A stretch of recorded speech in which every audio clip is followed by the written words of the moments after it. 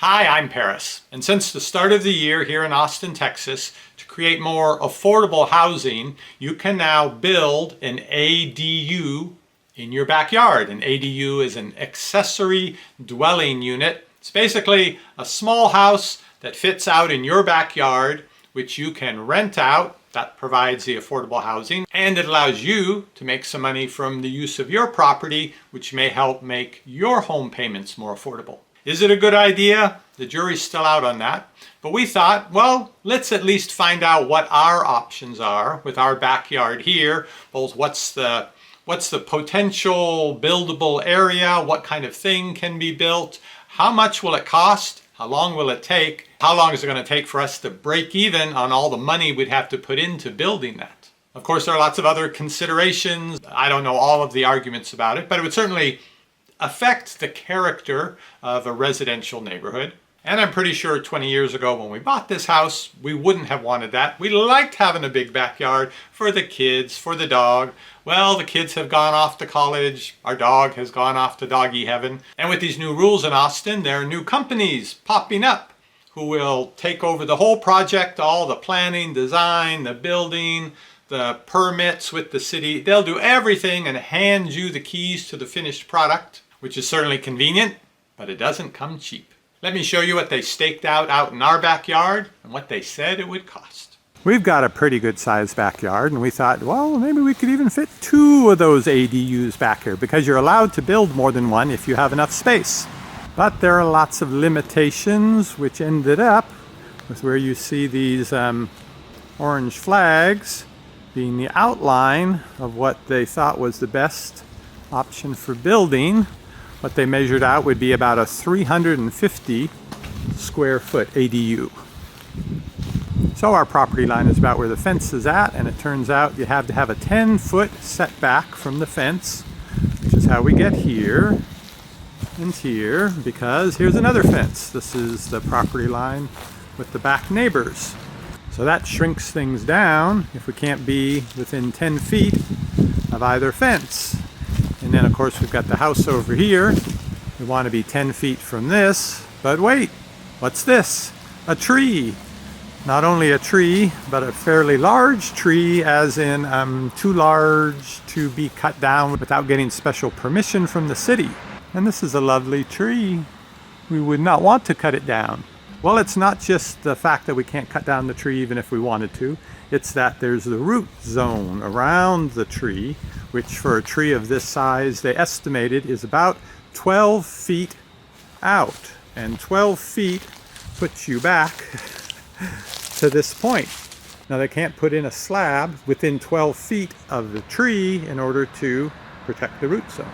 Then we have our covered patio here over the back porch, which they can go closer than 10 feet to, but they recommended staying 10 feet from it, so it's still usable and we can still come out and get a little sun here without having another building right up against this. So with that in mind, all of this space, you would think, oh, it's so much space, but it's not. It ends up coming down to that orange flag, to this orange flag,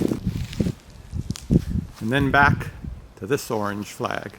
Now here, again, we're trying to stay 10 feet from the back porch. They could go a little bit further back here, but we've got another tree. This one's not so big that it would be protected, that we couldn't cut it down. But this one is. So again, we've got the 12 feet from this, which is somewhere over here. And then we have another tree here, which also is big enough. It's got to have the 12 feet clearance around it. So that's how we end up with this corner. So with the area inside the orange flags, we end up with an L-shaped construction, turning here for the L, about 350 square feet. Now our utilities are all here on the side of the house, and further out here towards the front, the water and the sewer. And I've just stepped in the fence, and maybe you can see here it's a little bit downhill from those utilities to the location where the ADU would be, which is no problem for electricity or water, is for the sewage. He mentioned they would have to put in a pump grinder, and you know what it's grinding up. I can just see, being the landlord who has to go and unclog the wipes and other stuff that get thrown in the toilet that aren't supposed to, and all that fun stuff. And the other option is across the street, on the other side of the fence here, and across the street, we would also reach the utilities. And so it's possible that might be the better way to go, but that means digging up the whole street and coming into the yard to put all those utility pipes and wires down.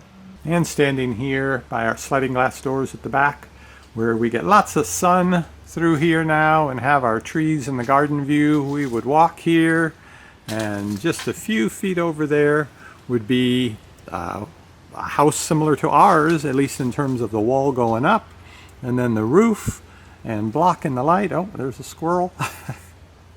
They don't care. They'll go wherever they want, no matter what you build. So we would be looking right out onto our new neighbors as opposed to our old neighbors who are that far away. And these people are presumably, with the ADU, going to want some kind of a yard. So we probably would give up some of the rest of it over there for the backyard that goes with it. And then in the front, there's going to have to be a walkway. Probably not room to put in parking, so they'd have to park on the street on the other side of the fence. And if they're quiet neighbors, that could be all well and good. But if they do have a backyard here, let's say they have a dog, let's say they put the dog out every day, well, they go to work and the dog barks and barks. Now, okay, our dog did that too. But it's like with your own kids. When they're misbehaving, it's not so bad, but when it's somebody else's kids, it drives you crazy. So there's real close to the back of our house, and the other rooms on the back of the house could be the source of a lot of noise. Or what if the people just like to play their music loud? What if it's a couple that enjoys spirited arguing with each other, and their windows are open, and it's all right here 10 feet from our house? So with the 350 square foot ADU we would be looking at, we were told that could either be a spacious studio or a kind of small one bedroom. And so what would this cost us to put in? Well, the total estimate for everything, including the permits, connecting the utilities, the site build, the design, the slab, the building, and appliances, they estimated about $150,000. About $30,000 of that was going to be just the utilities, especially if they had to dig up the street and bring everything across. That and the city permits, they estimated about $30,000. So about $120,000 was designing, engineering, and actually building the little house. So okay, that's what it would cost us, and they could have it finished in about 6 months' time, they thought, if all the permitting went smoothly with the city. So our next question was, how long is it going to take us to earn that back by renting this out?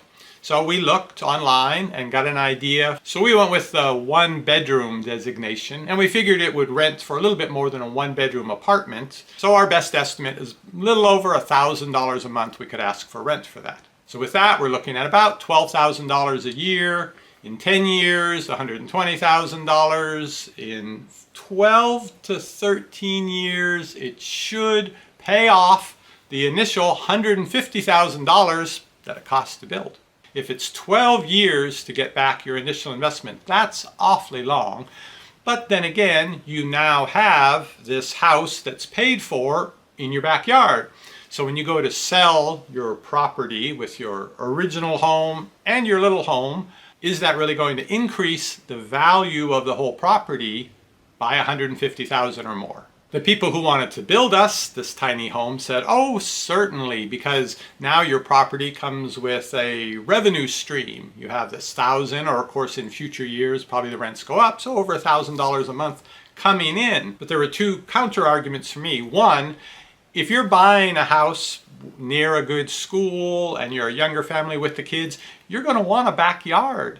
You're going to want a place for the kids to play and the dog to run around and so forth, and you're going to have very little left once this whole thing is laid out. So I think that's going to affect the price for people who want to have a house with all the things you associate having a house with, including the backyard.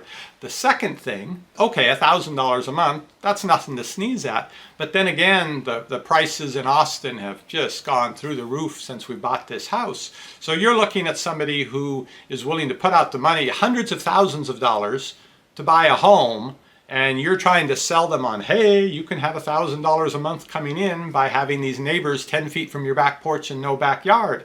I think the people who can afford to buy this piece of property are not going to be swayed by the $1,000 a month. Whether they have kids or not, they probably at least have a dog. They're going to want to have a backyard. So I can see that the $150,000 ADU would increase the value of the property if just the right people bought it. But sometimes when you need to sell real estate, it needs to be right now. So you want to have the widest appeal. You want to have what people expect to get with a house, which is a backyard. Now, when we found out we couldn't really put in a much larger ADU, we thought, all right, how about 2 stories? And they said, sure, they can do that, but there's a lot more engineering involved, and that generally in their experience, if you're going to double the square footage by going to a second floor, you're going to double the price. So instead of $150,000, it would, well, I mean, they already have run utilities. Maybe they need a bigger grinder pump, but pretty close to $300,000 to put a 2-story. And we weren't thinking of making it bigger for one person. We were thinking, okay, you put some outside stairs. Now you have 2 units. You can rent each for $1,000 a month. Now we're talking $300,000 as an investment to get that built.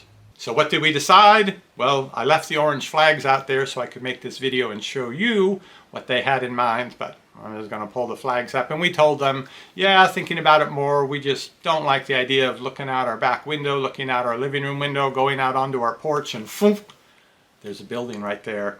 While we're living here, it would reduce our enjoyment of living here enough. It's not worth the extra money. I lived in lots of apartments when I was younger, and when I get older still, I may end up living someplace with people on both sides of the walls. I'm not ready to do that yet. And I'll see you on the next review. There are so many choices and you don't want to stress. You want your health, food, and home, receiving only the best. That's what we're here for. We give honest reviews. Paris DX.